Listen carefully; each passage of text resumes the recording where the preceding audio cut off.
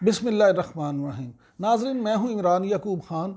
और आज मैं बात करूँगा इस वीडियो में आपके साथ कोरोना के बाद जो करोड़ों मुसलमान मुख्तलिफ़ तरह के जिन मसाइल का शिकार हो रहे हैं उसके हवाले से, इस्लामोफोबिया के हवाले से। अगर आपको हमारी ये वीडियो पसंद आए तो इसको लाइक करें, इसको शेयर करें और हमारे चैनल को सब्सक्राइब करें। शुक्रिया। नाज़रीन, कोरोना की इस वबा ने दुनिया को सेहत के हवाले से तो वैसे गैर महफूज किया है, लेकिन अगर आप देखें तो इस वबा के साथ ही दुनिया में बहुत सारी जगहों पे अदम इस्तेहकाम, गैर यकीनी कैफियत और बहुत से दूसरे मसाइल भी पैदा हो गए हैं। अगर आप थोड़ा सा हमदर्दी के साथ, थोड़ा सा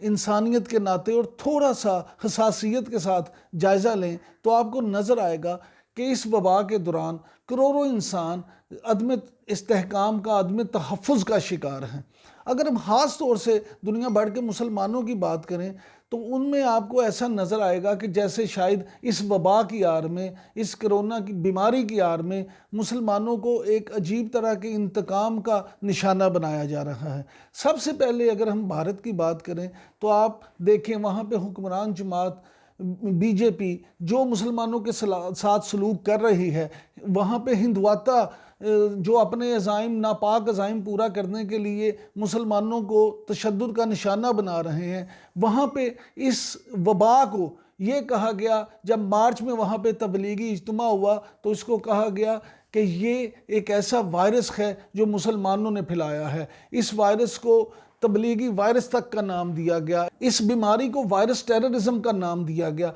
और सबसे जो दुख और परेशानी की बात है वो ये है कि ये सब कुछ हुकूमती सरपरस्ती में हो रहा है और वहाँ पे अक़लियतों को इस तरह निशाना बनाया जा रहा है कि ख्वांचा फरोशों को रोक कर उनके नाम पूछे गए, उनसे शनाख्त तलब की गई और फिर मुसलमान अगर कोई ख्वांचा फरोश होता तो उसको बुरी तरह से तशद्दुद का निशाना बनाया जाता। इसका नतीजा ये निकला कि लॉकडाउन के दिनों में हज़ारों की तादाद में लोगों को जब पैदल अपने घरों की तरफ जाना पड़ा, जब ट्रांसपोर्ट भी हर तरह से बंद थी, तो उस दौरान भी ऐसे कई वाक़यात सामने आए। और फिर यहाँ से बढ़कर ये कि ऐसे अरकान पार्लियामेंट, नाज़रीन, ऐसे अरकान पार्लियामेंट जो भारत में बीजेपी की तरफ से इलेक्शन जीत के मेंबरान पार्लियामेंट बने हैं, उनकी तरफ से ऐसे ऐसे नारे लगाए गए, ऐसे ऐसे बयानात दिए गए और आवाम को इश्ताल दिलाया गया कि जिसकी वजह से वहाँ हिंदुआता को फ़रोग हो और मुसलमानों को ना सिर्फ ये कि तशद्दुद का निशाना बनाया जाए बल्कि उन पर जुल्म सितम के पहाड़ डाल दिए जाएं। नाज़रीन, बात यहीं ख़त्म नहीं होती। अगर आप ये देखें कि इसमें और किस तरह से काम किया गया, मुसलमानों को और किस तरह से निशाना बनाया गया, तो शायद आप हैरान रह जाएं। मैं तो जब इन चीज़ों पे गौर करता हूँ तो मेरे रोंगटे खड़े हो जाते हैं कि खुदारा कोई ऐसा रहम करे मुसलमानों पे कि वो हमारे मुसलमान भाई जो इंडिया में इस वक्त रह रहे हैं वो किस किस तरह से जुल्म का शिकार है। भारत में कोरोना के दौरान मसाजिद में जाने वाले मुसलमानों को दहशतगर्दों की तरह सजा देने का मुतालबा किया गया और बात यहीं नहीं रुकती। भारतीय मीडिया ने इसे कोरोना जहाद का नाम दिया और तमाम लोगों ने इसको इस तरह से, इस फाशिस्ट मुल्क में इस तरह से कंपेन चलाई गई कि मस्जिद में जाकर जो मुसलमान इबादत करते हैं वो असल में कोरोना जहाद लड़ रहे हैं, उनको तशद्दुद, सरेआम तशद्दुद का निशाना बनाया जाए, उनको निशाना इबरत बनाया जाए। इस हवाले से इंस्टिगेट किया गया कि इस काम में बढ़ चढ़ कर हिस्सा लें और इसको अपने लिए, अपने धर्म के मुताबिक स्वाब समझ के ये काम करें। और इस्लामोफोबिया का जिस तरह से वहाँ पे प्रचार किया गया उसकी मिसाल माजी में नहीं मिलती। भारतीय हुकूमत ने अपनी नाकामियों और अपनी कोताहियों का बदला लेने के लिए और अपनी नाकामी और कोताहियों को छुपाने के लिए मुसलमानों को कुर्बानी का बकरा बनाने का से ग्रेज नहीं किया और भारतीय मीडिया ने अपनी इस हुकूमत का भरपूर साथ दिया। भारतीय हुकूमत और भारतीय मीडिया दोनों ने मिलकर इसको अपना फ़र्ज़ अवलीन समझा कि मुसलमानों को इस पे ज़्यादा से ज़्यादा नुकसान पहुंचाया जाए। अगर हम इंडिया के अलावा दूसरे ममालिक की बात करें तो श्रीलंका का यहाँ जिक्र करना बड़ा ज़रूरी है। श्रीलंका में भी ख़ास तौर पे इस्लामोफोबिया को इस तरह से बढ़ाया गया कि वहाँ पे भी मुसलमानों को जुल्म तशद्दुद का निशाना बनाया गया। श्रीलंका के कौम परस्त मुसलमानों पर हमले करते रहे लेकिन वहाँ की हुकूमत ने कभी इस बात का नोटिस नहीं लिया। और तो और श्रीलंका का मीडिया भी मुसलमानों के मजहबी इज्तिमात को इस वायरस के बढ़ाने का सबब करार देता रहा, और वहाँ के कौम परस्तों ने इस नारे को उचक लिया। वहाँ के कौम परस्तों ने मुसलमानों को इबरत का निशान बनाने के नारे लगाने शुरू कर दिए। वहाँ के कौम परस्तों ने हुकूमत पर भी दबाव डाला, और वहाँ पे इस वबा की आड़ में ये लाजमी करार दे दिया गया कि कोरोना से मरने वाले तमाम अफराद की लाशों को जलाया जाएगा। हालांकि अगर आप मेडिकल के पॉइंट ऑफ व्यू से देखें तो किसी भी मेडिकल साइंस के मुताबिक ये बात साबित नहीं हुई कि कोरोना के मरीज़ को कब्र में दफनाने से इस वबा में कोई इजाफा होता हो या इस वबा में इजाफे का बायस बनता हो। लेकिन इसके बावजूद मुसलमानों के मजहबी जो जज्बात हैं उनसे खेला गया, और ये कहा गया कि तमाम जितने भी मरीज़ कोरोना के बायस हलाक होंगे, मरेंगे, जान से जाएंगे, उनको सिर्फ़ और सिर्फ उनकी लाशों को जलाया जाएगा। मुसलमानों के लिए ये बात भी किसी तौर भी काबिल कबूल नहीं थी। इस्लाम में इंसानी जान को मुकद्दस समझा जाता है, और मरने के बाद जो मुर्दे को जिस तरह से उसकी तदफीन की जाती है, गुस्ल किया जाता है, वो तमाम चीज़ें भी उसी तकद्दुस का हिस्सा हैं। इंसान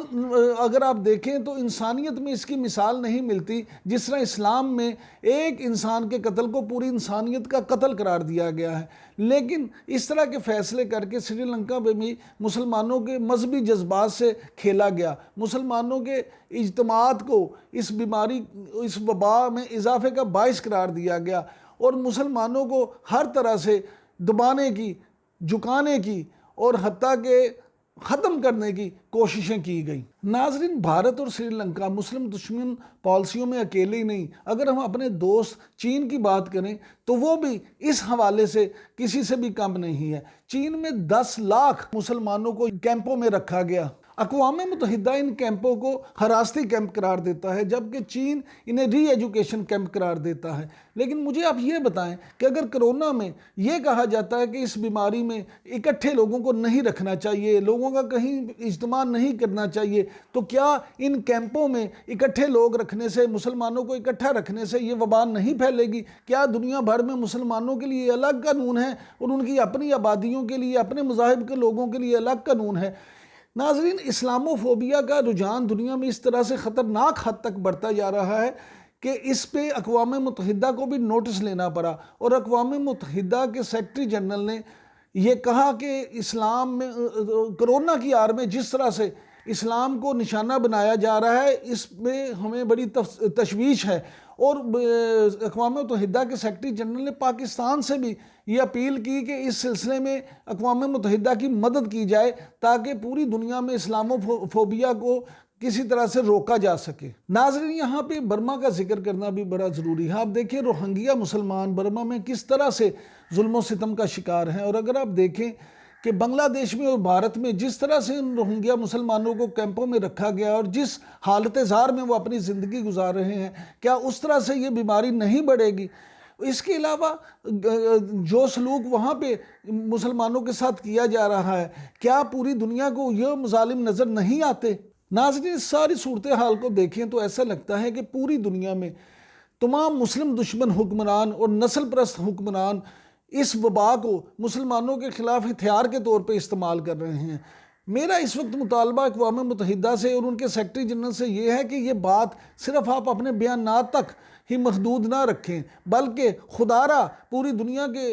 जो मुसलमान हैं, मज़लूम मुसलमान, उनकी मदद के लिए आप कुछ अमली तौर पे इक़दाम करें। ये ना हो कि फिर इन मुसलमानों की मदद के लिए जब मुस्लिम उम्मा उठे तो फिर आप कहें कि जनाब मुसलमानों ने इस तरह से ये सलूक शुरू कर दिया है, मुसलमानों ने इस तरह से जहाद का ऐलान कर दिया है, और इस तरह से मुसलमान जो हैं वो अपने लोगों के लिए दूसरी हुकूमतों के साथ लड़ना शुरू कर दिया है। तो नाज़रीन, इस वक्त सूरत हाल जो है, हम सब का भी ये फ़र्ज़ है कि हम सोशल मीडिया के ज़रिए, हम अपने फेसबुक के ज़रिए, हम अपने ट्विटर के ज़रिए ये ट्रेंड क्रिएट करें और पूरी दुनिया का जो है उस तरफ तवज्जो दिलाई जाए, पूरी दुनिया की तवज्जो इस तरफ दिलाई जाए कि मुसलमानों को इस तरह से जुल्म सितम का शिकार होने से बचाया जा सके। नाज़रीन, अगर आपको हमारी ये वीडियो पसंद आए तो इसको लाइक करें, इसको शेयर करें और हमारे चैनल को ज़रूर सब्सक्राइब करें। शुक्रिया।